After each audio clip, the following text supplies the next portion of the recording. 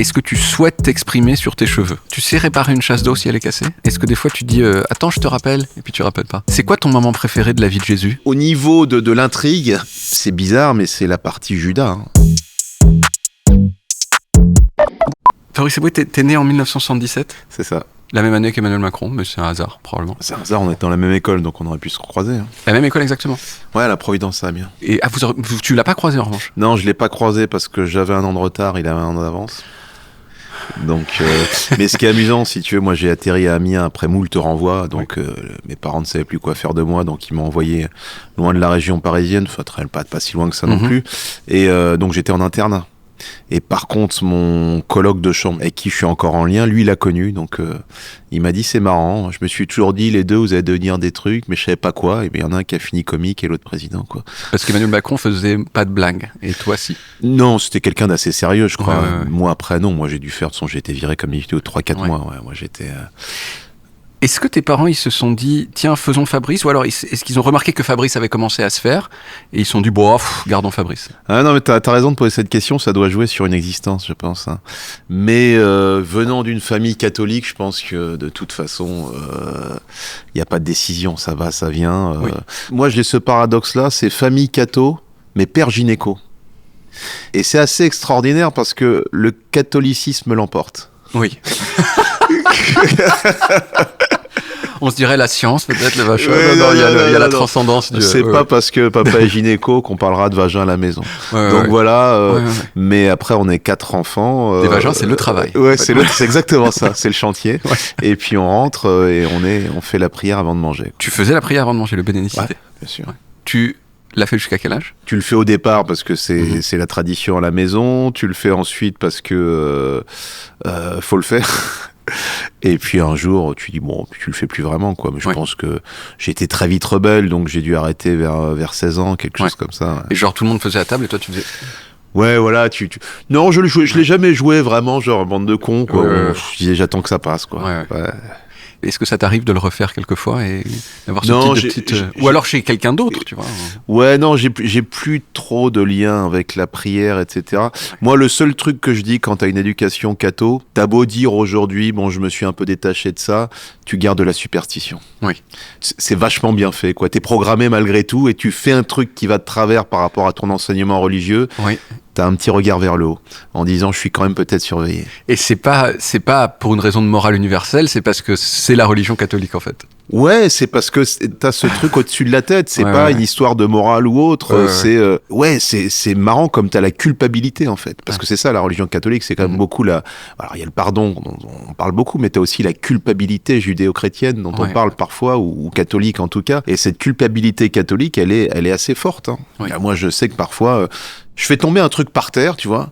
Je dis, si je ramasse pas, c'est pas bien, il peut m'arriver quelque chose. Tu vois, il y a toujours cette chape de plomb. En fait, c'est bien de ramasser les trucs. C'est ça. Donc, Mais alors, si ça, c'est encore présent à ton esprit aujourd'hui, à l'époque où t'étais totalement dedans à l'enfance, ça devait être extrêmement fort. Mais tu ne t'en rends pas compte. Ouais. Mais c'est là où c'est fantastique, puisque, bon, effectivement, on te met tout ça en tête, et pour toi, c'est la norme. Pour moi, le curé, c'était quelqu'un d'important. Bon, comme quand t'es enfant, de toute façon, même le policier, c'est quelqu'un d'important, même le pompier, tout uniforme est important. Mais le curé, il avait vraiment une autorité pour moi. Moi, j'ai tout fait, hein, j'ai tous mes diplômes, du baptême, enfant de cœur, je les ai tous. Donc, j'étais vraiment dedans, les écoles privées catho au départ, quand ils voulaient encore de moi. Donc, tout ça, j'ai fait. Non, t'es sur des rails sans t'en rendre compte. T'es content de t'appeler Fabrice? Alors, tu sais, c'est amusant parce que Fabrice Lucchini s'appelle à la base Robert.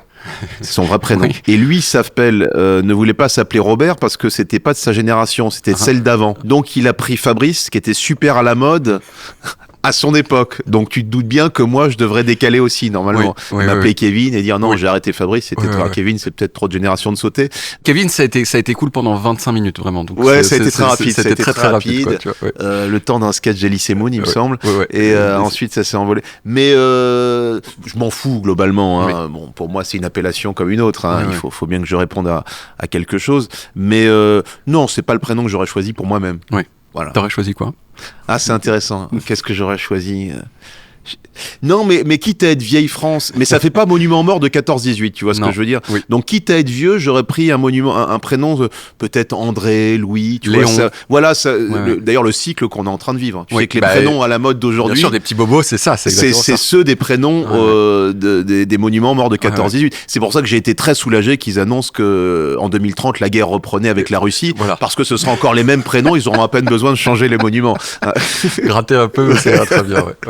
Moi, j'ai hâte du retour de Françoise. Françoise a disparu, il n'y a plus de Françoise, il n'y a plus de petite Françoise. Je suis pas sûr. Mais on a un doute sur Françoise, c'est exactement ça. Mais non, ça peut pas revenir, mais tu vois pas pourquoi en fait. Non, mais c'est beau que tu l'exprimes d'abord, parce que c'est courageux, c'est parce que je crois que je suis pas sûr que des parents osent. La proximité avec François, qui n'est pas... Si, il y avait des François. François, c'est toujours resté un peu... C'est dans les milieux cathos d'ailleurs, beaucoup. Et non, François, ça continue, ça perdure, ça a toujours été un petit peu. Françoise, il est dur. Ma mère s'appelle Colette, c'est pareil. Colette plus la génération, pour moi c'est ancien quoi. Colette c'est. Alors Colette je pense que si, mais pourtant le cycle n'est pas revenu Colette. Ouais. Ni Sylvie. Non. Il y a une petite Sylvie, une Sylvie t'imagines une Sylvie de 8 ans, c'est pas possible. Parce que Sylvie c'est nos parents, c'est pas encore assez vieux. Tout à fait. Le cycle est pas. Ta grand-mère peut s'appeler Sylvie, ta mère peut s'appeler Sylvie, donc c'est pas encore suffisamment passé. Faut qu'on oublie toutes les Sylvie. Exactement. Et là on recommencera. Oh regarde, voilà, ça s'est rafraîchi. C'est quoi le premier souvenir de ton existence?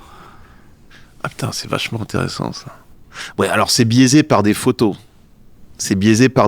Déjà, ça, c'est une certitude. Mais pour moi, c'est ma première année d'école maternelle.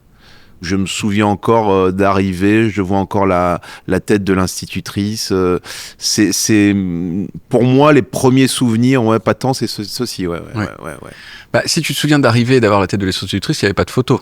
Donc non, là, il n'y a pas de photos. C'est pour ça que je te dis, après, je connais certaines photos de famille, on me voit petit, etc., mais ce ne sont que des photos.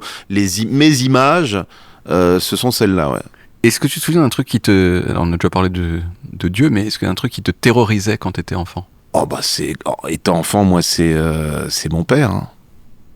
Alors pas tous les jours, je veux dire, c'est pas je voyais mon père tout d'un coup hurler, mais non, c'est à partir du moment où par exemple j'avais des notes qui étaient pas à la hauteur, savoir que je devais affronter mon père avec ça, c'était très compliqué. Ouais. Tu te souviens d'une fois où tu as dû l'affronter dans ce genre de circonstances, et un truc qui s'est passé et qui t'a marqué? Une fois j'avais un bulletin horrible, m'aider la 6e si tu veux, pour te dire à quel point il me terrorisait. Tu sais, j'avais mis le bulletin, j'avais attendu qu'il soit à 22h, 23h, je l'avais mis par terre dans le couloir, j'étais parti me coucher. Très courageux. Ouais, de ce côté, on peut mais moi j'ai détesté cette période où il faut revenir avec le carnet de notes. Et je trouve que, je sais pas si tu as des enfants toi, mais les enfants aujourd'hui reçoivent tout de toute façon. Le bulletin, tu l'as via École en direct, qui est l'application. Donc ils ont plus ce truc de courage. De messager. Ouais, en fait, de dire voilà, je vous présente le travail du trimestre, je suis une grosse merde. T'as plus ça aujourd'hui. C'était un moment où alors, et tu n'as plus non plus la possibilité de falsifier les notes comme je le faisais. Alors c'était grossièrement fait. Je pense que mes parents n'étaient pas dupes, mais bon, ils se disaient le pauvre, c'est déjà suffisamment nul comme ça, mais non, on n'a plus cette possibilité. Tant mieux d'ailleurs, parce que mon fils, je lui souhaiterais pas d'arriver en face de moi avec un bulletin, parce que je suis obligé de rejouer maintenant la partition de mon père et faire semblant que j'ai été nickel à l'école. Et c'est marrant parce que tout le monde ment. Même ma propre mère qui a souffert de ma piètre scolarité fait croire à mon fils que voilà, ton père lui était nickel. On est obligé de jouer ce rôle de menteur. Oui, parce que s'il n'y a pas le modèle, tu dis mais attends, excuse-moi, pourquoi je ferais pas comme toi en fait? Mais c'est ça, s'il y a rien, c'est compliqué. Moi, je lui interdis de voir mes spectacles parce que je révèle certaines choses de mon passé scolaire, tout ça, c'est pas possible, quoi. Mais des choses qui te terrorisaient dans le genre, je sais pas, moi, les insectes, l'obscurité, des méchants qui vont venir te découper. Moi, j'habitais vers le bois de Vincennes et je devais traverser le bois pour aller à l'école. Ouais. C'est vrai qu'aujourd'hui, les gamins, tu les laisses plus aller à l'école. Si tu es avec les chaînes d'infos, un enlèvement, ça fait 6 mois en boucle dans 12 chaînes d'infos différentes. T'as l'impression que le gamin a été enlevé 72 fois en tout. Enfin bon, donc maintenant, t'es très prudent. Et moi, je devais traverser le bois de Vincennes très tôt, très jeune, vers 8-9 ans. Et en hiver, il faisait nuit très vite. Et je me rappelle qu'effectivement, c'était un petit peu mon angoisse. Cette portion de bois, c'était pas grand-chose, hein, c'était 200 mètres, mais il fallait que je le traverse pour continuer après le bus. Et c'était vraiment... j'avais une angoisse dans le bois. Je pouvais pas rester seul très longtemps. T'as déjà couru? Je courais souvent. Je courais très souvent. Tu dis non, mais ça va, y a pas de problème, y a pas de... un oiseau, une branche qui craque, ça courait très vite, Est-ce que t'avais, à cette époque-là, dans ton enfance, un rapport fort avec le Cameroun ou pas? Oui et non. J'y étais très tard. Et pourtant, quasiment, je dirais, un dimanche sur 2, j'avais toute ma famille qui débarquait. Alors, soit ceux qui vivaient en région parisienne, la partie camerounaise, soit ceux qui venaient, qui faisaient des allers-retours au pays. Donc, je connaissais bien tout ça sans y avoir été.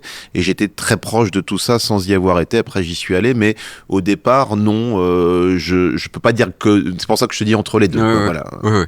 C'était pas extrêmement présent dans ta vie, mais il y avait des gens qui étaient là régulièrement. Je savais ce que c'était. C'était concret pour moi, en tout cas. Tu te souviens d'une blague ou de quelque chose qui te faisait rire, genre, tu sais, les rires de l'enfance, tu te dis, mais c'est génialement drôle. Ouais.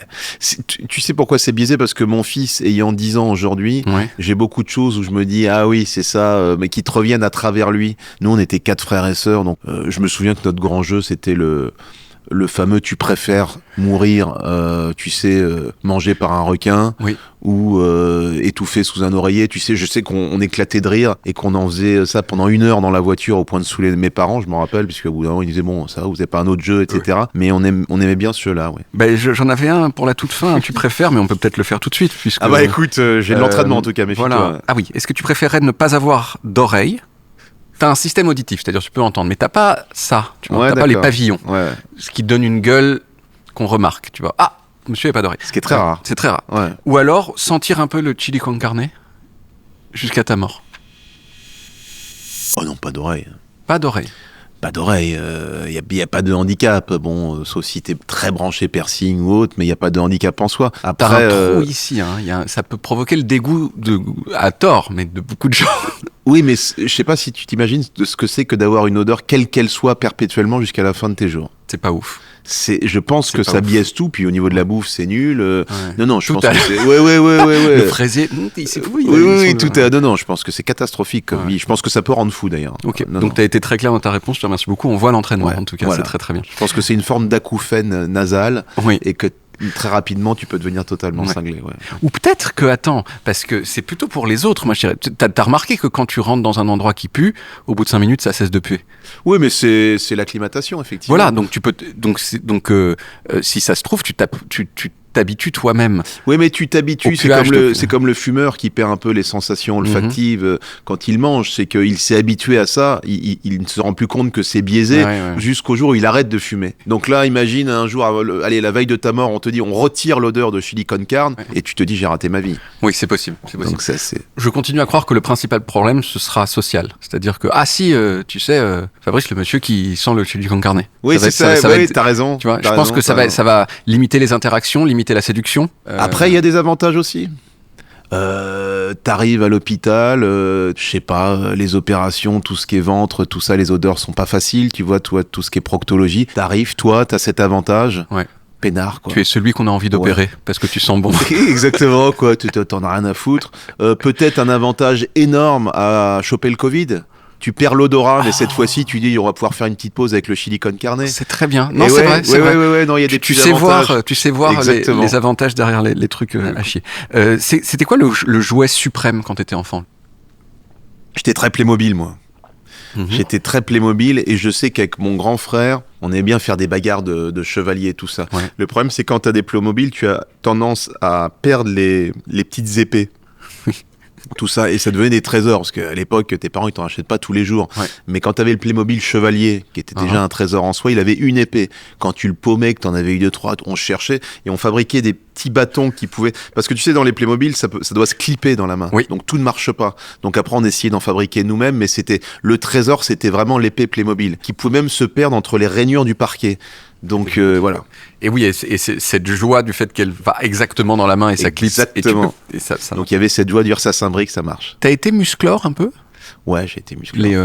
Les jouets musclore? Ouais, les maîtres de l'univers. Alors j'ai dû en avouer, j'ai peut-être eu musclore. J'ai eu Skeletor, je crois. J'ai eu Skeletor, mais j'ai été évidemment plus ce dessin animé.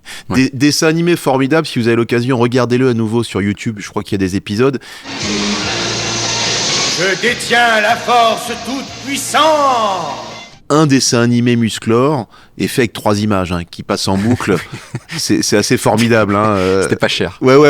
Par la force des maîtres de l'univers. Il se transforme 3 fois, évidemment. C'est la même image qui est remise à chaque fois. Oui. Donc c'était une conception très peu onéreuse, effectivement. Et il avait un tigre, tu te souviens ? Bien sûr. Il avait un tigre qui était un tigre un peu peureux et comme ça. Ouais. Et en fait, il le shootait avec son épée et ça devenait une espèce de drogue de la violence. En fait. Ouais, du dopage. Oui, il y avait du dopage chez les tigres à ce moment-là. C'est une sorte de... Au départ, t'as un mec tout timide, voilà, effectivement, et puis un peu de testo, ça devient un combattant de MMA. C'est exactement ça.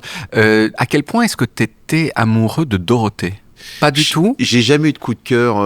Alors, grand respect à Dorothée, mais j'ai pas eu de coup de cœur amoureux pour Dorothée. Ce qui est différent avec moi, mes premiers émois à ce moment-là, pour rester dans la même veine, je parlerais plus des séries AB Productions.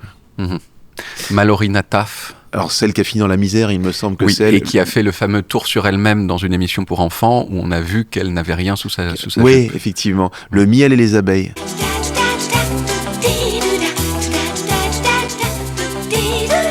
Et je suis obligé de souligner un des premiers acteurs noirs, parce que c'est le cas, qui était Giant Coucou.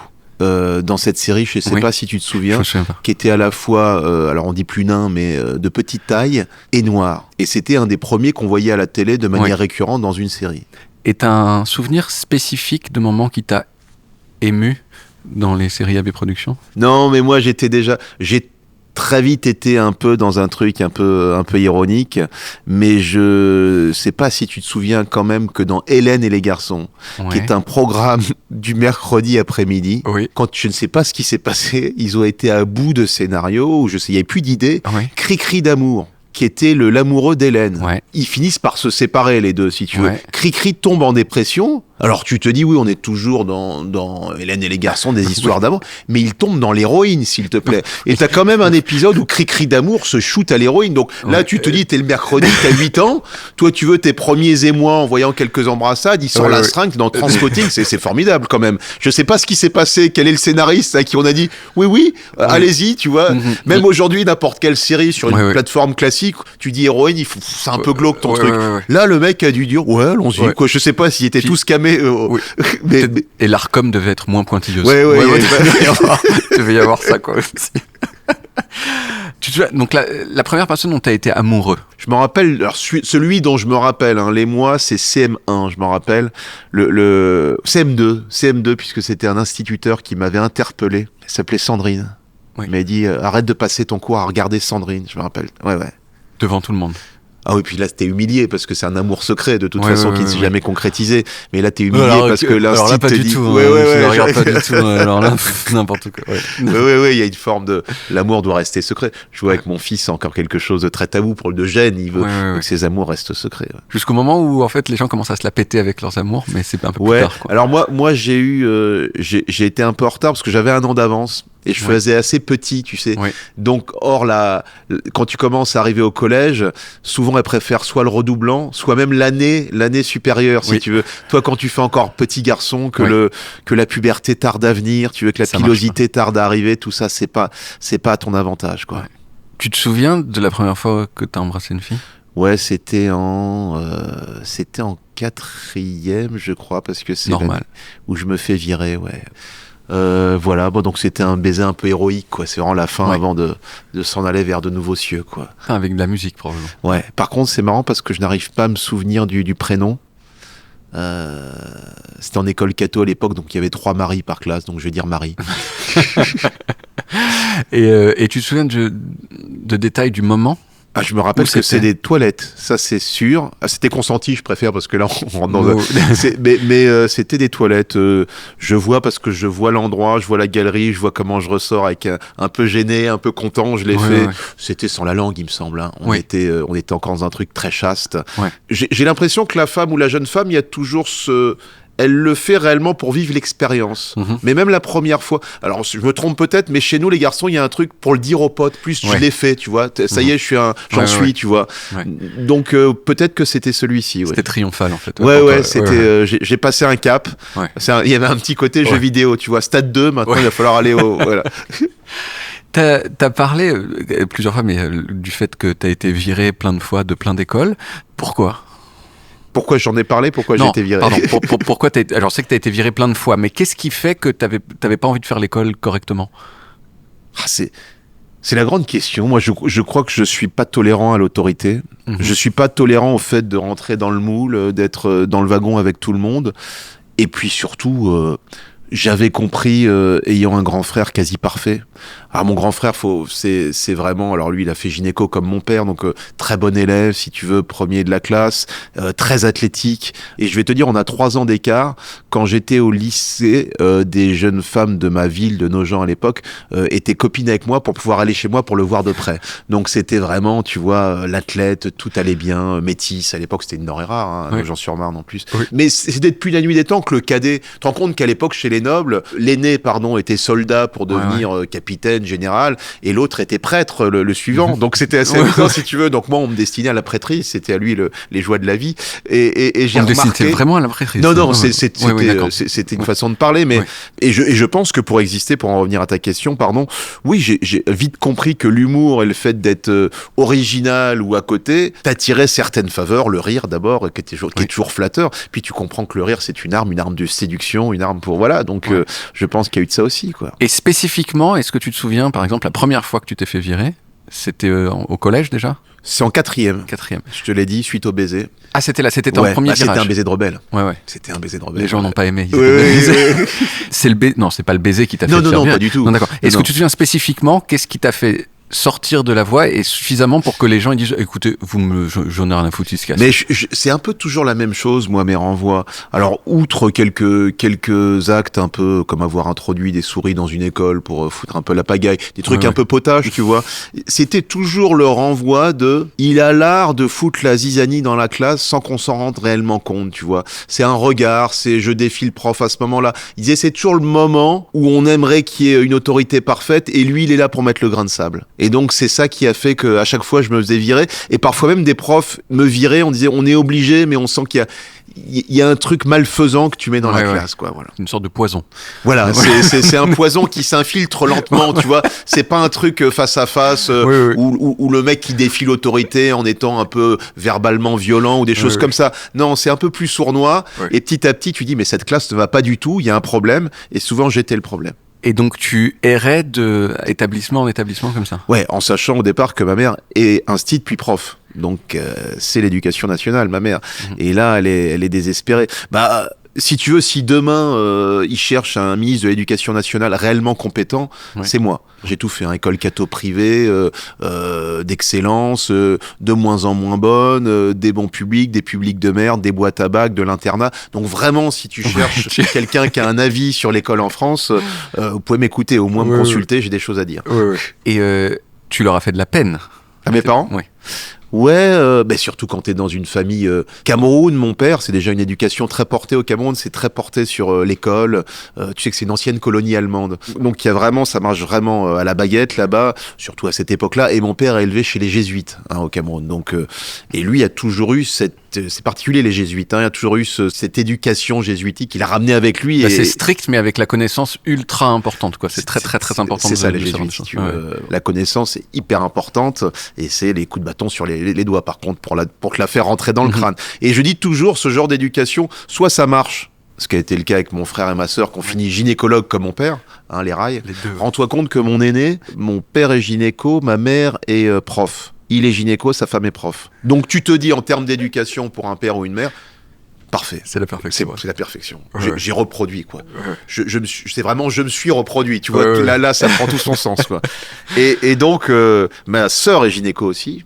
Moi, je suis entre les deux. Après, il y en a un autre, mais moi, je suis entre les deux. Et l'autre troisième est gynéco? Non, il est dans la resto, le dernier. Et donc, je pense que moi, ce genre d'éducation, soit ça marche parfaitement, tu te reproduis, soit tu casses les gens.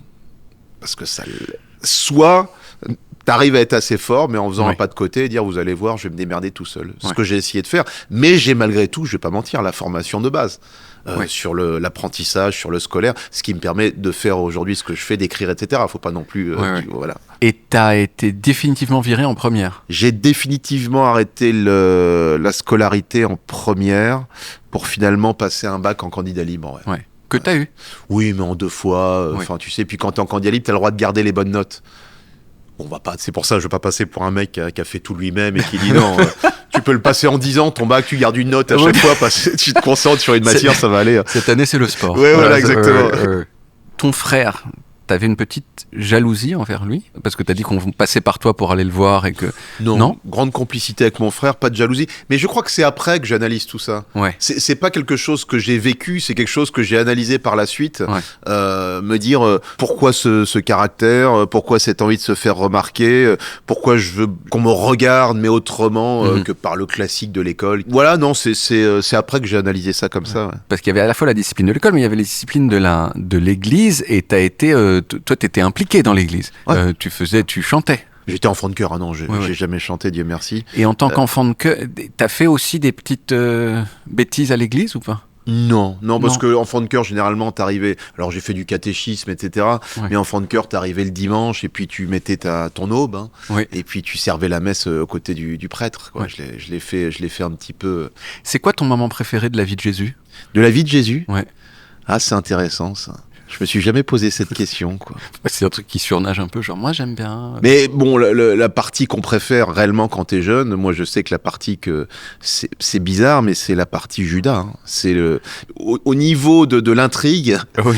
Ce que je trouve le plus intéressant, en tout cas, c'est le fameux baiser de Judas. Alors, Judas, il dit aux Romains, celui que j'embrasserai, c'est lui que vous devez arrêter. Exactement, c'est lui le fameux fils de Dieu, et donc il vient lui déposer ce baiser. Quel bâtard. Ah oui, et c'est pour ça qu'on aime ça. C'est la pire des trahisons, c'est le baiser pour te dire voilà. Ouais. C'est un peu moi en 4e qui mon baiser le renvoie derrière. C'était peut-être même la façon. Le baiser de Judas. Donc t'as passé ton bac en candidat. T'as une petite anecdote de bac sympa ou pas? C'est vraiment pas des choses qui m'ont marqué, moi, le bac, tout ça. J'y allais vraiment tellement par devoir. Et non, sur le bac. Après, j'ai un BTS, j'ai un BTS tourisme, attention. Que je passe parce que je sais pas quoi faire. Je fais 2 ans de fac, une année d'histoire comme ma mère, une année de sociaux. Le problème, c'est que je fais tout ça à Créteil. Et à Créteil, il y a un truc qui me passionne beaucoup plus, c'est le tribunal juste en face. Donc, je passe mes journées à faire le correctionnel et les cours d'assises où je chope ma passion pour tout ce qui est faits divers, etc. Donc, tu assistais aux audiences, en public. J'étais dans le public. Il y a même des procureurs qui se demandaient si c'était mon métier. Enfin, voilà. Et après, je passe BTS tourisme parce que c'est juste en bas de chez moi. Je dis pourquoi pas. Et je l'ai eu parce que j'ai eu une chance inouïe. Les langues sont importantes en BTS tourisme. Il y avait de l'allemand avec l'anglais pour moi. Et l'allemand, le jour de l'examen, tu sais, ils te lisent un texte et puis après t'as des questions et je ne comprends rien au texte, mais rien. Et il se passe cet ambroglio, c'est au moment où j'arrive pour être interrogé par l'examinateur, c'est ma prof de l'année avec qui je me suis super bien entendu, la seule. Et je m'assieds et je lui dis, parlons d'autre chose que du texte, c'est bon, on a compris, puis on parle en allemand, puis là, ça s'est bien passé. Ouais. Et je l'ai eu grâce à ça, parce que je l'ai eu de justesse. En fait, elle a mis une note à ta personnalité plutôt qu'à tes capacités en allemand. Exactement, en fait. Voilà, exactement. Quoi. Et attends, BTS Tourisme, t'as appris quoi en BTS Tourisme? T'as appris des choses qui sont restées dans ta tête? Ma seule belle expérience professionnelle qui me fait dire que si j'avais pas fait ce métier, j'aurais peut-être fait celui dont je vais te parler. On devait faire un stage en été. Et moi, j'ai fait un stage de guide, puisque guide, moi j'avais une formation aussi histoire de l'art, guide touristique, etc. Et j'atterris en stage dans une grotte dans le sud-ouest de la France, à côté de Foix, la grotte de Lombrive. Alors c'est pas Lascaux, je te le dis tout de suite, il y a pas grand-chose. C'est essentiellement des stalagmites, ça monte, stalactites, ça descend, tu connais le truc. On analyse un peu la roche, puis t'as des petites anecdotes sur ce qui s'est passé dans cette grotte. Et donc j'étais payé au pourboire, c'était mon stage. Je commence, au début t'as une semaine pour t'imprégner, écouter les visites, puis après on te lance avec un premier groupe. Et ça se passe correctement. J'ai bien retenu la leçon, sauf que la leçon ne paye pas en termes de pourboire. Je m'aperçois que c'est pas super, quoi. J'avais déjà commencé le one-man show. Et petit à petit, je rajoute un peu de vanne. Et là, je commence à sentir que ça paye. Et là, tu comprends ce que les gens viennent chercher, du divertissement. Ils en ont rien à foutre que ce soit une grotte, finalement, un spectacle. Les gens viennent se divertir. Et plus ça allait, plus je rajoutais de la vanne, plus je rajoutais ensuite des anecdotes dans la grotte qui n'avaient jamais existé. Tu vois, t'es là, c'est ici que Napoléon s'est caché après Waterloo. Rien à foutre, tu vois. Mais les gens avaient passé un bon moment. Je me suis toujours dit, voilà ce que c'est un bon prof, par exemple. C'est pas celui qui te fait un cours très théologique, très didactique, chiant, tu vois. C'est celui qui arrive à étayer avec un peu de divertissement, un peu de vanne de temps en temps, parce que tu dis, il est sympa, on a envie de l'écouter. Et finalement, j'ai appris ça au moins, voilà. il vaut mieux pas qu'il dise des choses fausses, le prof. Non, la petite évidemment. Différence, en fait. S'il commence à dire 3 x 2 font 7, bon bah après, pour la suite. Et tout le monde éclate de rire. Voilà, mais bon, pour la grotte de Lombrive, les gens, pour ce que tu retiens d'une visite de grotte, au final, une fois que t'as retenu les stalactites, ça monte, les stalagmites. Non, pardon, oh là là, stalagmites montent, les stalactites descendent. Et se rejoignent au bout d'un moment, non? Ouais, tout à fait, pour faire parfois des colonnes. Oh, c'est très beau. Putain, on n'a même pas parlé du fait si t'étais cool ou pas. Au collège, quel était ton niveau de cool? C'est une question très importante, ça. Non, j'étais pas cool. Je les voyais, moi, les types cool au collège. Je te dis, il y avait parfois un an de retard, une classe redoublée. Il y avait du Sweet Compagnie de Californie à l'époque. Moi, j'étais en plein là-dedans. Il y avait de la doudoune pour les plus cool. Chevignon, qui ressort, là, sans manche. Togs Unlimited. Ouais, avec le canard. Toi, quand t'étais pas cool, t'avais un pigeon. T'étais raté, bon, voilà. Et il y a eu la mode Scott après. Exactement. Les blousons. Ouais, il y avait les Scott. Et ça allait avec un jean déjà un petit peu large et des Vans. Les Vans. C'est eux qui étaient cool. Ouais. Je me rappelle, ils étaient très très cool. Eux, moi, j'étais pas du tout habillé comme ça. J'avais ce paradoxe, c'est que mon père exigeait encore qu'on s'habille correctement. J'ai mis des jeans, je crois, à partir de 20 ans. Tellement j'avais pris le pli de ne pas mettre de jean, tu vois, etc. Donc j'étais pas le mec cool. J'étais le mec parfois même bizarre en moment parce que j'avais toujours mes inventions pour foutre un peu la pagaille, etc. Donc j'avais un petit groupe qui me suivait. J'étais plus Raël que Jésus. C'était tu vois un petit groupe très restreint, mais très dévoué. Mais ça a pas donné une religion, tu vois ce que je veux dire. Donc voilà. Tu t'es pas fait bolosser? Non, dans les écoles que j'ai fréquentées au départ, quoique quand je les retrouve, c'est pareil que ça existe dans toutes les écoles en réalité. Ouais. Non, j'ai jamais été le... T'as jamais été bolossé et tu n'as jamais été méchant toi avec des gens? Alors moi j'ai toujours eu par contre le goût du bon mot. Alors c'est toujours pareil, mais quand t'as le goût de la vanne, tu sais ce que c'est, tu n'y résistes pas. Oui. Si elle doit arriver à ce moment-là, elle arrive. Donc j'étais pas le mec qui va s'acharner sur quelqu'un, mais hélas, il m'est arrivé d'avoir la vanne facile ou j'ai envie de la sortir à ce moment-là, et ça j'ai jamais résisté de ma vie. Donc je vais pas jouer le saint, mais j'étais pas quelqu'un qui harcèle ou quoi que ce soit. T'as pu briser des gens, mais bon, c'était... Mais disons que... Non, je vois tout à fait ça. Ensuite, petit boulot après la grotte de Lombrive. Alors ça va aller très vite au niveau des boulots me concernant, puisque moi je démarre le café-théâtre très vite en 98, donc j'ai 21 ans. Donc au niveau des boulots, ça va très vite. J'ai 3 semaines à Disney, à l'hôtel Disney. J'ai bossé là-bas en tant que voiturier bagagiste. Il y en avait plusieurs des hôtels à Disney. Ouais, j'étais aux 5 étoiles. Ah, le tout rose là? Ouais. Il y avait l'hôtel Davy Croquette qui fait 3 étoiles, je crois. Et il y avait le Santa Fe. Oui, le Santa Fe. Oh, ouais, je vois que tu es... Comment ça se fait? Je suis allé à Disneyland quand j'avais 11 ans et puis j'ai fait genre d'accord, c'est ça l'échelle du cool. Oui, il y avait une hiérarchie. Le Santa Fe, t'étais pas. C'est comme le Davy Croquette. Il n'y avait pas grand-chose. Moi, j'ai été aux 5 étoiles. Bon, à l'époque, c'était essentiellement des gens, beaucoup des pays du Golfe, qui débarquaient. Voilà, il y avait parfois des vedettes.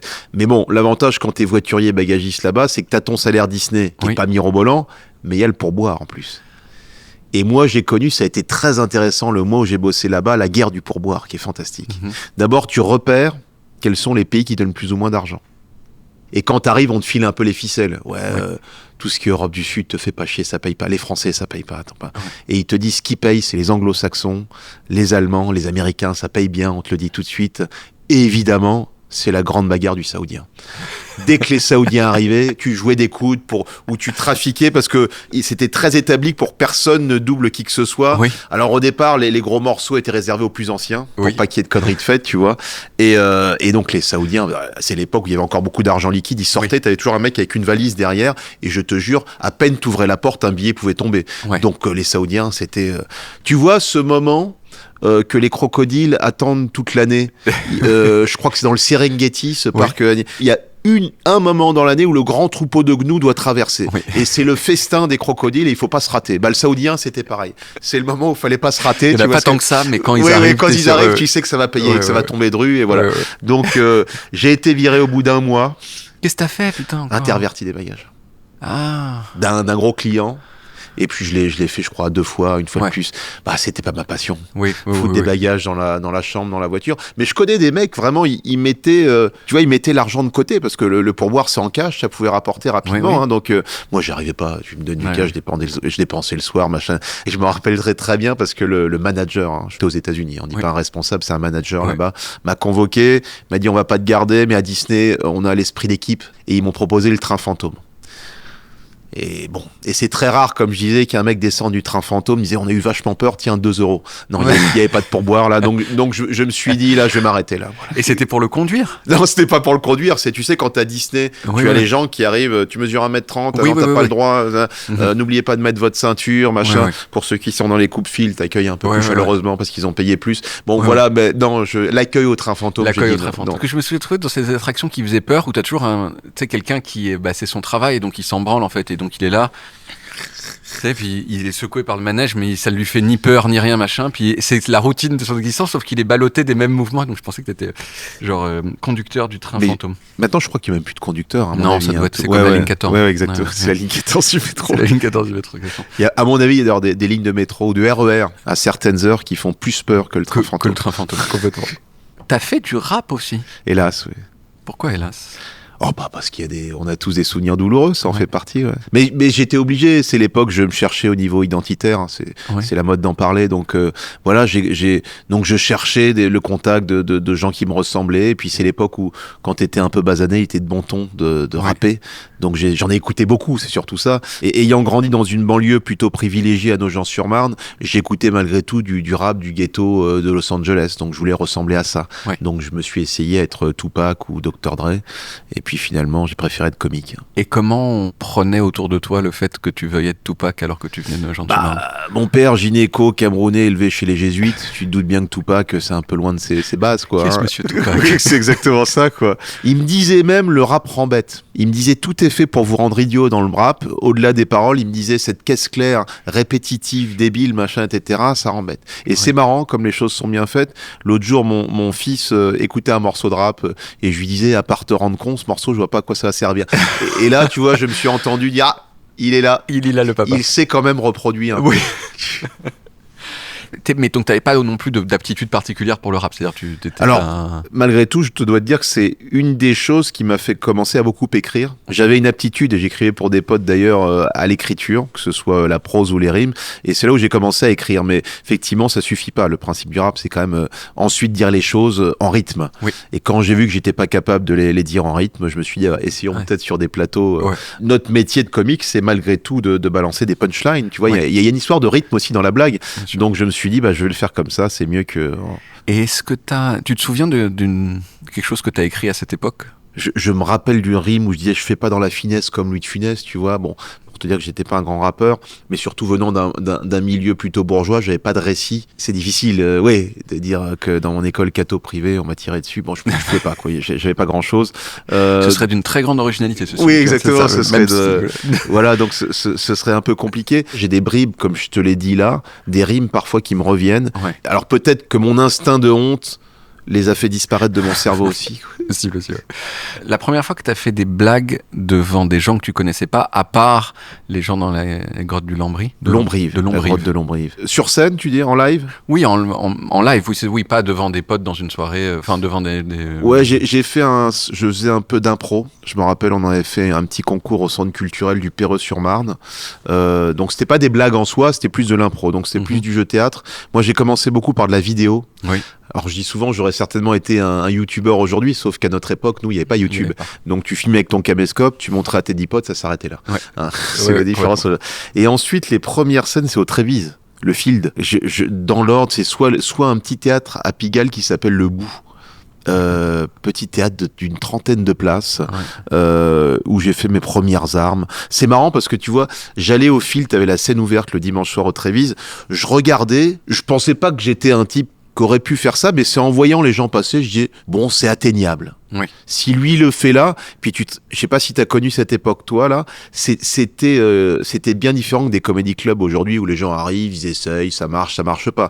À l'époque, c'était, tu jouais ton sketch, il y avait un orchestre sur le côté. Si ça marchait pas trop, ils commençaient à jouer un peu de guitare, puis la batterie venait se rajouter, et quand c'est devenu un vrai bide, ils jouaient très fort et tu sortais de scène. Je me souviens, je l'ai jamais vu, mais d'avoir entendu parler de ça et de me dire, mais quelle cruauté gigantesque. Déjà, tu te prends le beat dans la face et tu dois te prendre l'humiliation qu'on souligne ton beat avec des sons. Oui, avec des sons. C'est-à-dire que petit à petit, tu entendais la guitare dans le fond, puis un petit coup de basse. Et là, quand ça commençait à partir avec le public, frapper des mains pour dire, allez, faut dégager maintenant. C'était autre chose. Triste, quoi. Triste. C'était pas payé à l'époque. Oui. Mais et toi, tu t'es déjà fait sortir comme ça avec... J'ai eu mes petits... Ouais. Ma petite note de guitare pour me dire faut se dépêcher. Voilà. Sur le talk, si on parle de tout sauf de ce pourquoi les personnes sont connues, mais bon, on est quand même comme un tout petit peu parlé de ce pourquoi t'es connu. Le passage entre ça et tout le monde connaît Fabrice Eboué. Bah moi je te dis, je fais le théâtre des Blancs-Manteaux pendant 2 ans. Globalement je démarre à 8 personnes, je finis à 8 personnes en tant qu'au nombre de spectateurs. Le collaborateur de Jamel de l'époque est dans la salle et lance les premières aventures du Jamel Comedy Club. Même si nous on a déjà lancé un autre truc qui s'appelle Bar de Rire en plateau avec déjà Thomas, etc. Et puis c'est à partir de là que les choses vont se préciser. Ouais. C'est pile poil l'époque où on dit dans le milieu de l'humour qu'il y a eu énormément de choses qui ont été copiées. C'est beaucoup ce moment-là qui revient, le moment du début du stand-up en France. Toi, tu as vécu des moments comme ça où c'était OK de copier des Américains? Je vais te faire, tu sais, un peu comme dans les sectes, tout ça, on savait. On ne disait rien, mais on savait ce qui se passait. On savait qui le faisait, on le savait très bien. Qu'est-ce que tu veux que je te dise? C'est vrai qu'après sont arrivés les YouTube, les machins, donc tout ça a été rapidement démasqué. Mais on savait, on savait qui, on connaissait les professionnels de la chose. Et puis voilà, on trouvait ça toujours un petit peu injuste. D'ailleurs, t'as fait un truc super drôle, toi. T'as fait une vidéo copie comique. J'ai fait mon propre copie comique. Fait ton propre copie comique où tu t'es copié toi-même. Ouais, en fait, je m'étais grimé, où je jouais des faux comiques américains, moi, et ensuite je me suis, ouais, c'est ça, genre j'avais tout volé. Why do you fuck only with black men? Et ce qui est toujours marrant, c'est que tu fais une parodie, mais t'as toujours des gens pour le prendre au premier degré. Ah ouais, Eboué, en fait, bah tiens, regarde comment c'est un voleur, machin, ouais, c'était assez intéressant. Alors que tu parles en plus avec un gros accent français. Oui, faut vraiment être très très mauvais en anglais pour pas voir que c'est un Français qui parle, ouais. Tu te souviens d'un moment douloureux sur scène, genre un bourbier, un truc qui se passe mal, t'es humilié. J'en ai des tonnes, j'en ai des tonnes dans le sens où quand tu commences, de toute façon, tu les prends tes bourbiers. Le pire que j'ai eu, c'est je crois que c'est mon 2e spectacle à Avignon. Je fais la première. C'est l'époque où j'étais pas encore construit dans la façon de faire un spectacle, parce que le premier était venu petit à petit, brique par brique. Donc là, j'avais tout réécrit, tout un spectacle, et je me dis, allez, c'est bon, on démarre à Avignon. Et j'arrive à un spectacle que j'avais revu tout seul, tu vois. Ouais, et puis je le joue pour la première fois, il y a peu de monde dans la salle. Et il y a 2 potes à moi qui sont venus m'accompagner pour les vacances à Avignon. Et moi, je passe un moment horrible parce que je sens qu'il n'y a pas de rire, que c'est très dur, tu vois.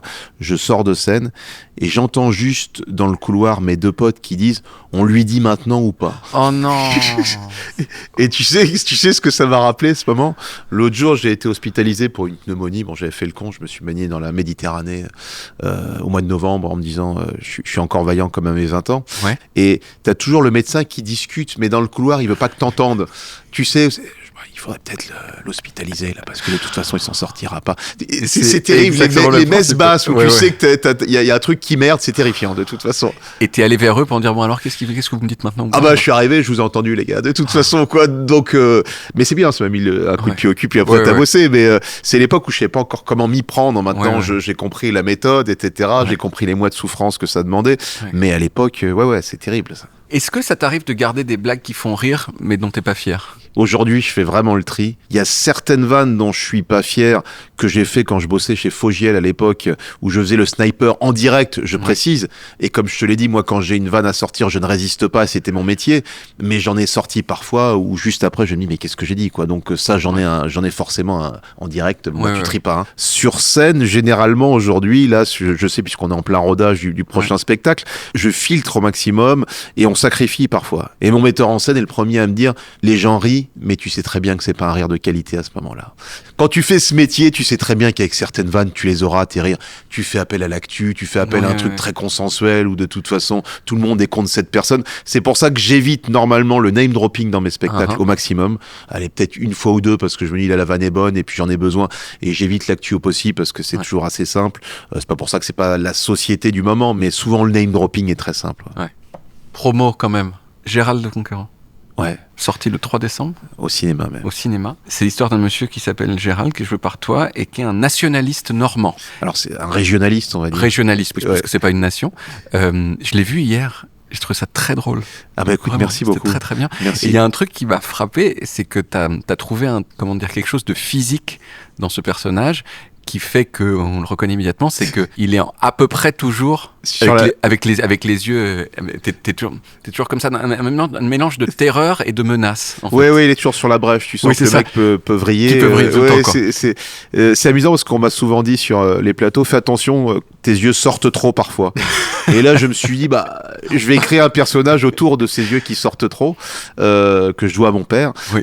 Donc voilà, je les ai utilisés pour créer le personnage et pour donner cette impression de type qui peut basculer, ce qu'il va faire dans le film, mais à tout moment. Ouais. Tu te souviens comment t'as trouvé ça? T'as travaillé ou tu t'es dit, tu savais déjà en l'écrivant qu'il aurait... Non, c'est la première fois justement que je demande à mon metteur en scène de spectacle de venir, parce que lui, il a vraiment l'œil pour ça, et c'est comme ça qu'on l'a créé petit à petit. On a mis du temps, on a quand même bien mis 2-3 jours sur le tournage avant de dire, bon, ça y est, on l'a, on voit comment il va parler, un peu plus bourru, avec cet œil un peu qui est perdu et qui à des moments se fige.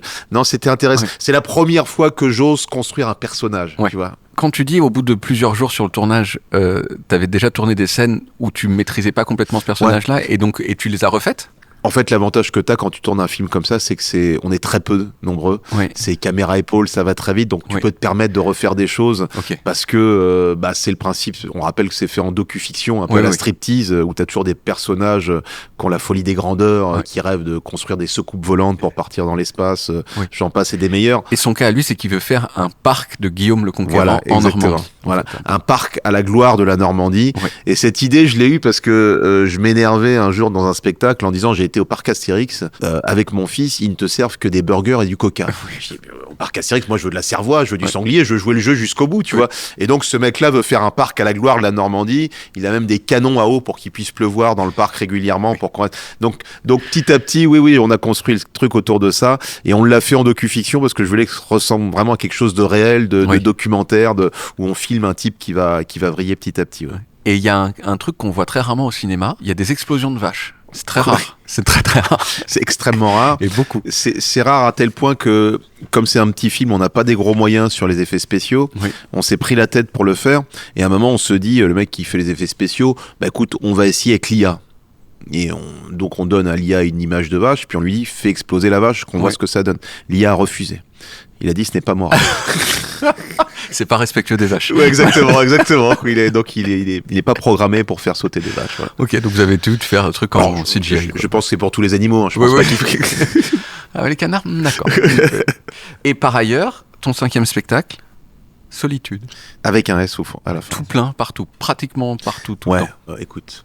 C'est le 5e, 6e si on compte les blancs manteaux et les débuts. Oui, on est plein en Folie Bergère, on a rajouté Orex, c'est plein. Du coup, on refait maintenant le Trianon. Et puis en tournée, vous devriez tourner. On a du coup remis des dates sur 2027 parce que 2026, c'est quasiment tout plein. Mais bon, merci quoi. Voilà, merci. Il y a une petite fébrilité quand tu mets tes billets en vente pour la première fois en disant, est-ce que ça va encore marcher comme la dernière fois? Mais tu sais ce que c'est la fébrilité aujourd'hui? C'est qu'il y a tellement de comiques, qu'il y a une telle inflation du rire dans notre pays, que tu prends ta salle 1 an et demi à 2 ans à l'avance pour avoir une tournée logique. Donc c'est-à-dire que tu loues des salles conséquente avant d'avoir écrit la moindre ligne. Donc c'est totalement fou, si tu veux.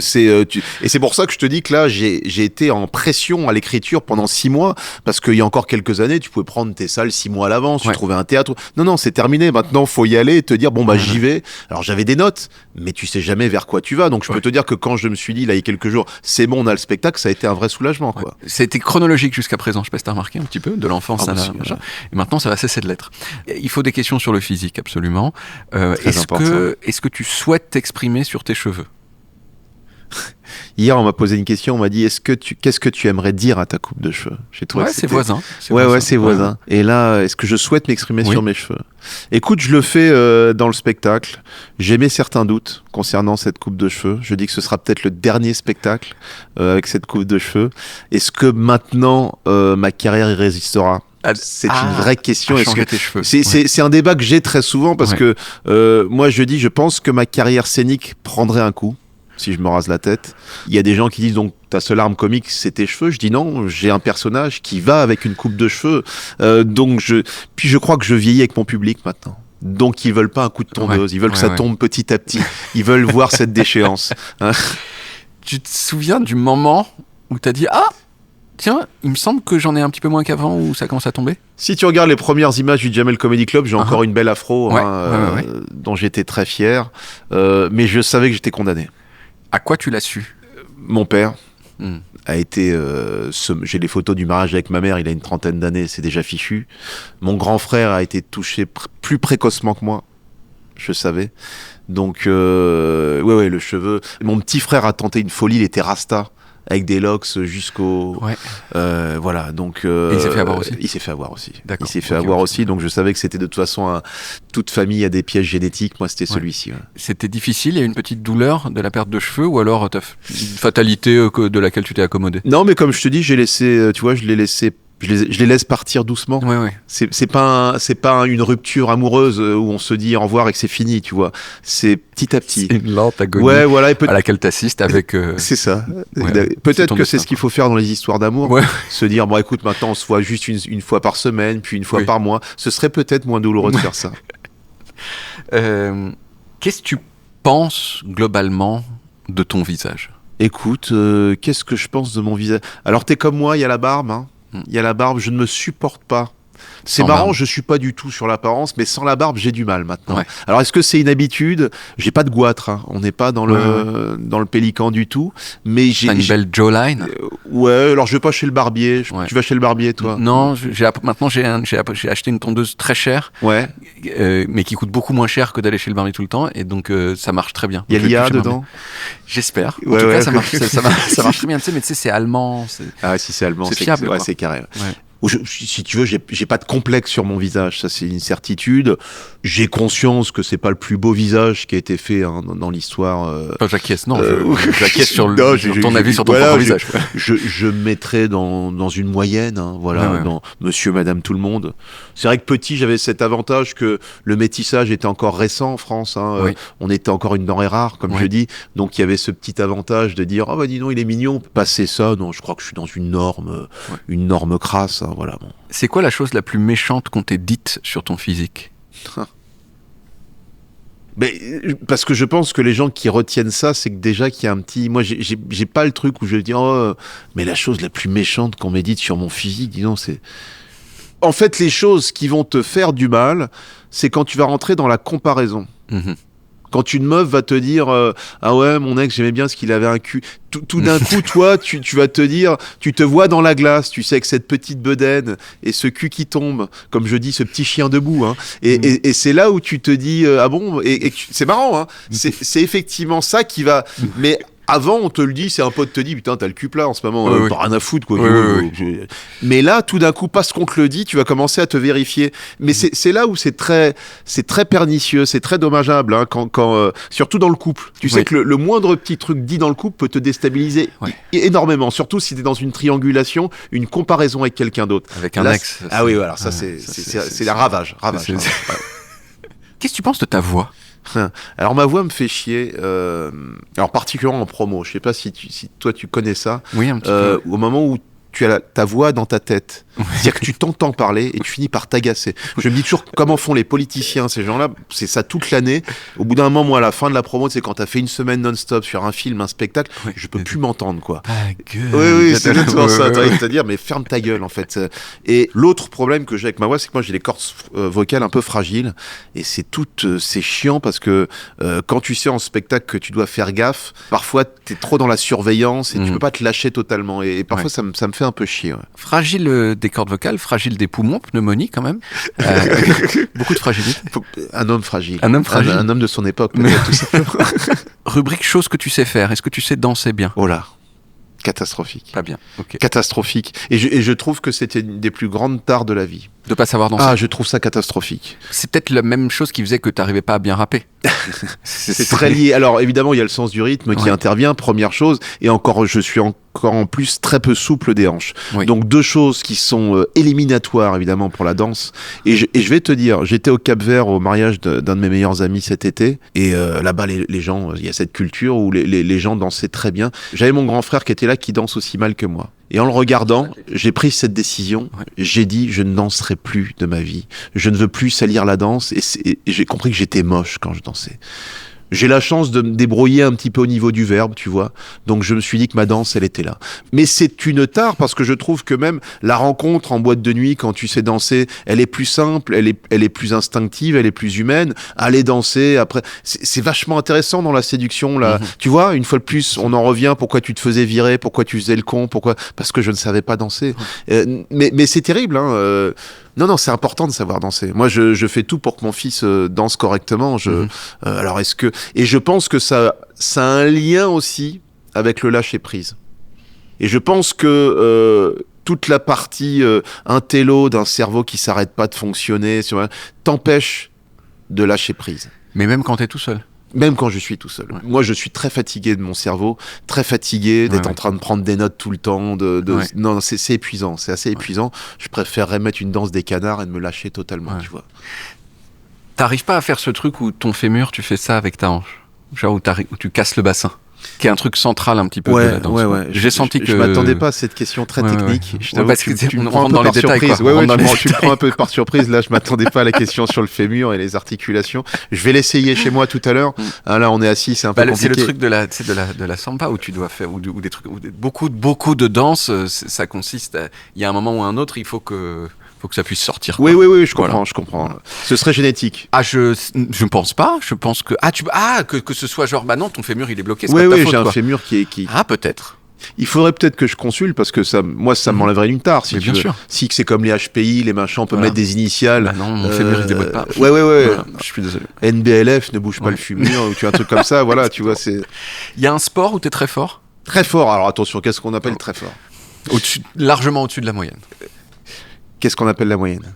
Non, alors il n'y a pas de sport où je suis très fort. Oui. J'ai été très bon au tennis jusqu'à l'âge de 12 ans. J'avais un niveau championnat de France. Voilà, c'était l'époque Yannick Noah en plus. Donc mon père nous a mis très tôt au tennis. 4-5 ans, j'étais sur les cours. Donc jusqu'à 12 ans, j'étais, je te dis, niveau français, j'étais assez bon. Donc tu as été classé même. À l'époque, le classement arrivait à partir de 13 ans, je crois, de mémoire.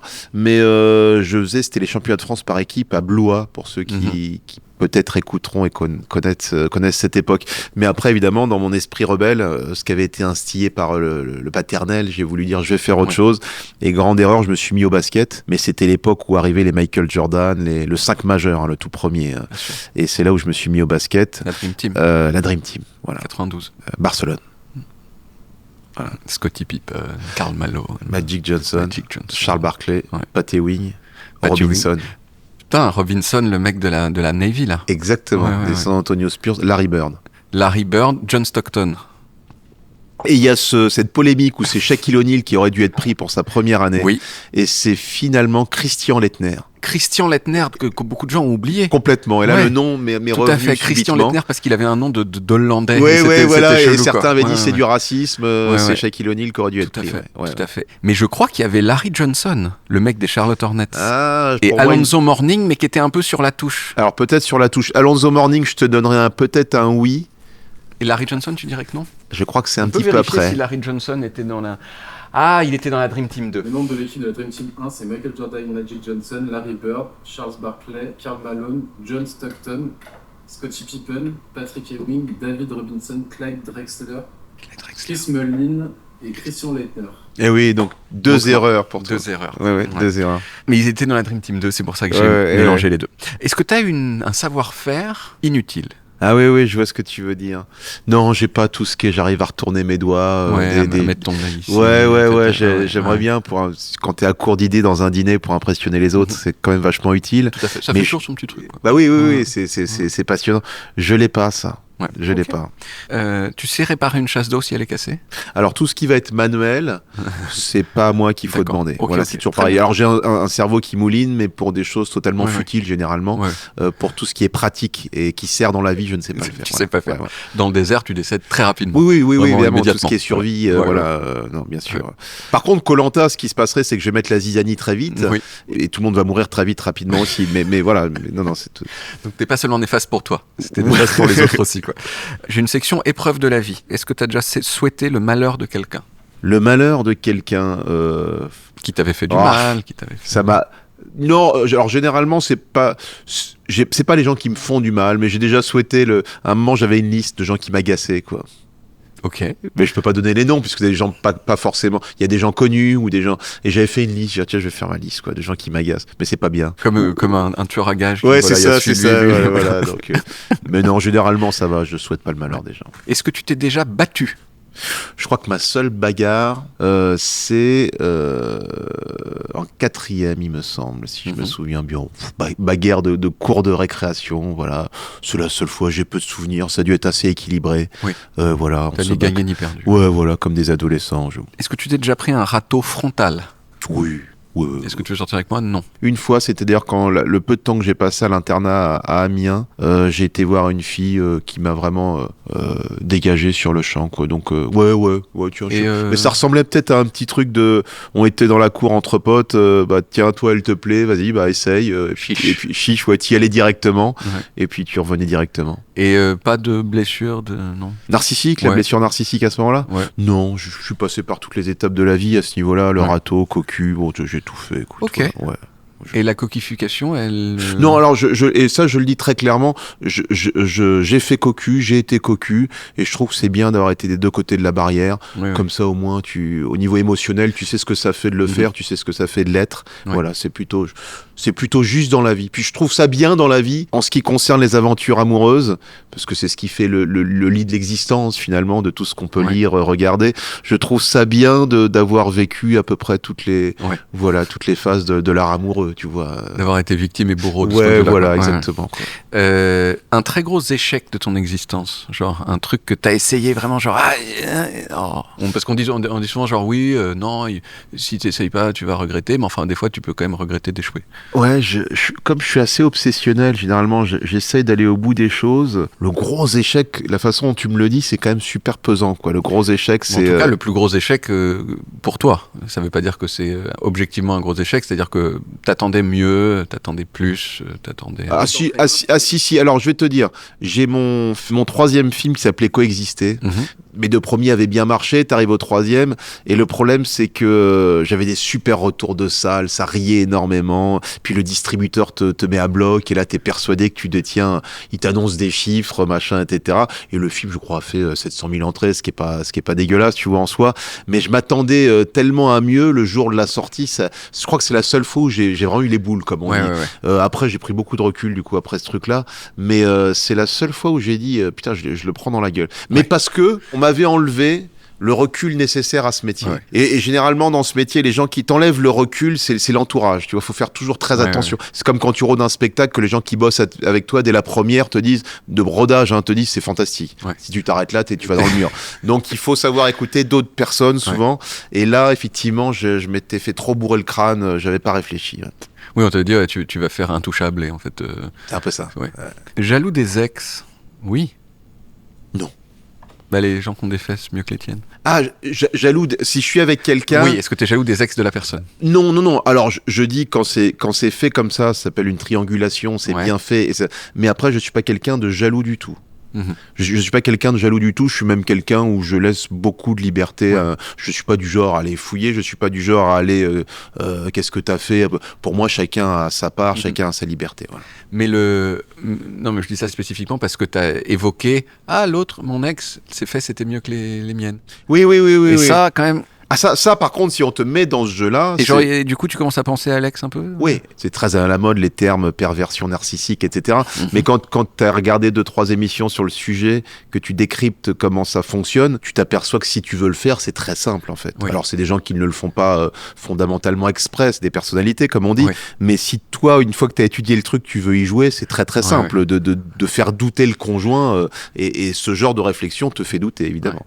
En vrac, pour finir, est-ce que des fois tu dis attends, je te rappelle, et puis tu rappelles pas? Non. T'es fiable? Non, au niveau de rappel, je suis fiable. J'ai très peu de gens qui m'appellent. Donc.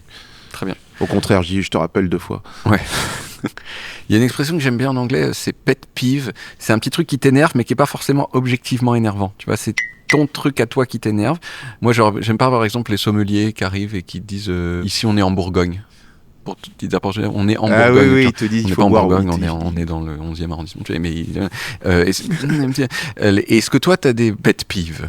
Ouais, je vois des pet peeves. C'est quoi la traduction littérale? Énervement familier. Je sais que je m'énerve souvent, et ce qui est paradoxal, c'est que je le fais aussi, mais je m'énerve souvent sur les gens qui regardent leur téléphone dans la rue, qui te rentrent dedans parce qu'ils sont dans leur téléphone, et qu'au moment où ils me rentrent dedans, je les maudis en disant mais t'as pas d'autre vie que de regarder ton téléphone en marchant, et qu'ensuite moi-même je vais rentrer dans quelqu'un parce que je regarde mon téléphone. Donc je sais pas si ça peut être considéré comme ça, parce que j'en suis un... Voilà. C'est que ça t'énerve et que tu commences à le dire, je vais lui faire une clé de bras. Oui, c'est ça. Non, ça va. Quel dernier repas tu demanderais dans le couloir de la mort? C'est toujours un... Parce que je m'étais déjà posé la question avec un pote, je leur dis mais quel appétit tu as? C'est ça qui est complètement con, et je vais te dire, est-ce que je fais pas l'impasse? Parce que quel appétit tu as? Il y a des gens qui font la passe, il y a des gens qui disent je ne veux rien manger. C'est ça. Écoute, si tu peux boire une bouteille de whisky, j'irais peut-être plus par là. Mais excellente idée. Bah c'est ça, si tu peux troquer ton repas contre une bonne bouteille, t'arrives bien. Mais t'arrives avec moins peur. Ouais, peut-être une petite vanne. Ouais. Excellente idée. Ouais. T'as aimé le confinement? Non, j'ai été sauvé du confinement par Joe Exotic, de la série Tiger Kings. Je suis vraiment au bout du bout, fatigué. Et Netflix, en plein confinement, sort cette série. Et je me rappelle parce que je me disais, il y avait quoi? Il y avait c'est peut-être 8 épisodes, mais d'1 heure.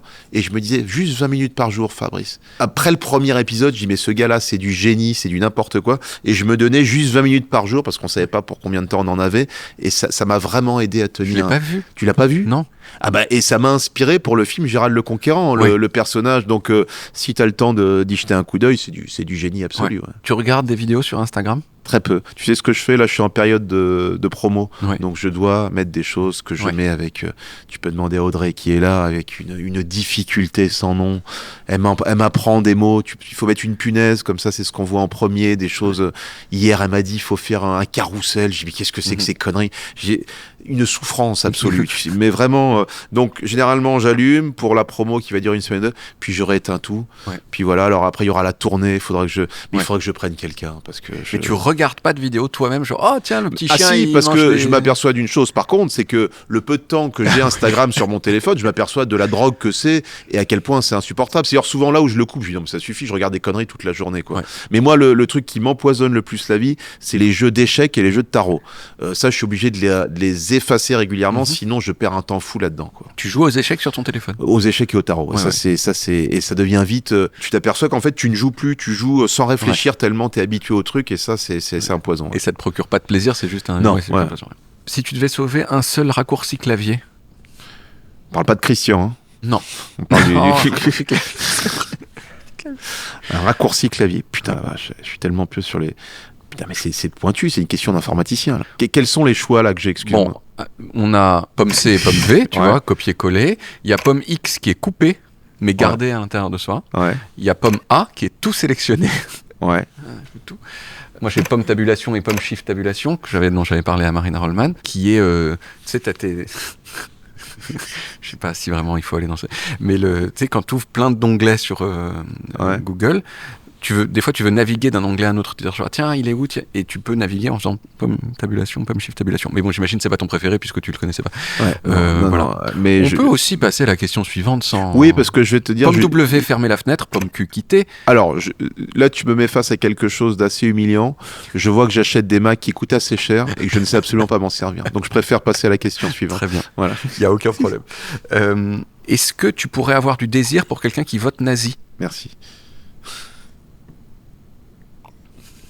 Alors c'est intéressant, ça suppose qu'il y aura un parti nazi créé en France, hein. Donc est-ce que je dois faire passer d'abord la démocratie ou d'abord l'aversion pour quelque chose qui est pas...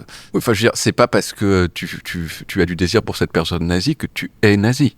Bon, alors qu'est-ce que le désir? Alors attention, je crois que c'était une question de... Non, mais est-ce que son nazisme va te couper la chic? Est-ce que il y a une femme qui est là? Oui. Elle nous parle, elle a beaucoup de charme, elle a quelque chose. Très très belle. Mais elle vote nazi. Elle vote nazi pour...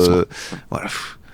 Bah oui, mais alors là, je vais répondre. Je sens que tu essaies de me faire glisser vers une polémique, non, mais même pas. Non, mais je veux dire, si je suis attiré, je suis attiré. Voilà, je vais pas te. Oui.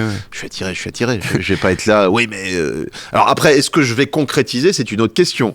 Oui, tu peux te l'interdire. Oui, tu peux. Non. Oui, voilà, non, voilà. Après, je devrais peut-être faire mon coming out un jour, dire que j'ai été attiré par une nazie. Mais voilà, je peux m'interdire, mais ne me te dire oui, je suis attiré par elle. J'avais posé cette question à Eric Judor qui m'avait dit ça dépend à quel moment est-ce que j'apprends qu'elle est nazie. Oui, ce qui est si facile. C'est très en amont, non. Mais si c'est au dernier moment... Ouais, c'est ça, c'est pour ça que je t'ai proposé le moment de l'immédiateté. Il y a des choses fausses sur ta page Wikipédia ou pas ? Alors, à un moment, je m'appelais Olivier Lejeune, qui était censé être mon vrai nom. Je ne sais pas si c'est toujours là. Mais effectivement, dans la page Wikipédia, Fabrice Eboué, de son vrai nom, Olivier Lejeune. Je ne sais pas comment ça avait...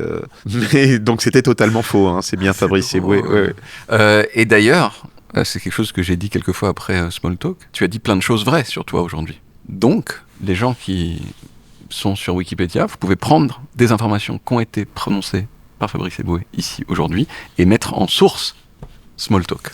Et Wikipédia, donc, c'est monsieur, madame, tout le monde. Ouais. Quelqu'un qui choisit d'aller... Tout à fait. C'est crowdsourcé. N'importe qui peut y aller. Après, il y a des modérateurs qui vont dire Olivier Lejeune, c'est pas vrai, j'ai vérifié. Et donc, ils te strike ton truc. D'accord. Voilà. Mais là, quelqu'un peut dire Fabrice Eboué très attiré par les femmes nazies dans Wikipédia. Donc, il peut dire ce qu'il veut et ensuite il va mettre une source et quelqu'un d'un peu sérieux va regarder la source et dit non, c'est pas du tout ça qu'il dit. D'accord. Et ça va être enlevé. Je pense pour les sujets très polémiques et les gens très très connus, ça reste très peu de temps les choses fausses. D'accord. Pour les gens peut-être un peu moins connus. Donc tu veux dire que pour Olivier Lejeune, j'étais pas encore assez connu et que ça a pu rester quelques mois. Voilà. Et maintenant c'est fini. Voilà. Merci beaucoup. Merci. C'était trop bien, c'était un plaisir. On s'est bien marré, merci beaucoup. Merci à toi. Bon cet épisode il est fini. Va y avoir plein d'autres épisodes et si vous voulez être sûr d'en manquer aucun, eh bien cliquez sur le bouton qui permet de vous abonner à Small Talk. Après je sais que s'abonner c'est un choix personnel, donc je vais pas vous forcer, mais si j'étais vous, je le ferais. C'est tout ce que je dis. À dans 2 semaines, parce que c'est tous les 15 jours. Ok ? Mini. C'est comme ça que j'ai connu la marque. Il y a un moment où ils ont failli m'avoir parce qu'ils ont dit genre on peut régler votre problème de cerne. Et comme c'est quelque chose qui me concerne énormément, tu vois, et je suis cerné ma race, mais c'était trop il fallait se coller des trucs et attendre. Je crois que tu peux faire la chirurgie maintenant si ça t'empoisonne la vie. Ouais, ça va. J'ai commencé à m'en rendre compte quand des gens parlaient de moi en disant genre mais si le grand avec des cernes. Ah ouais d'accord. Tu vois, et que ça devient ah oui je vois très bien, tu vois. Et là tu fais genre oh non, ça veut dire que ça me définit.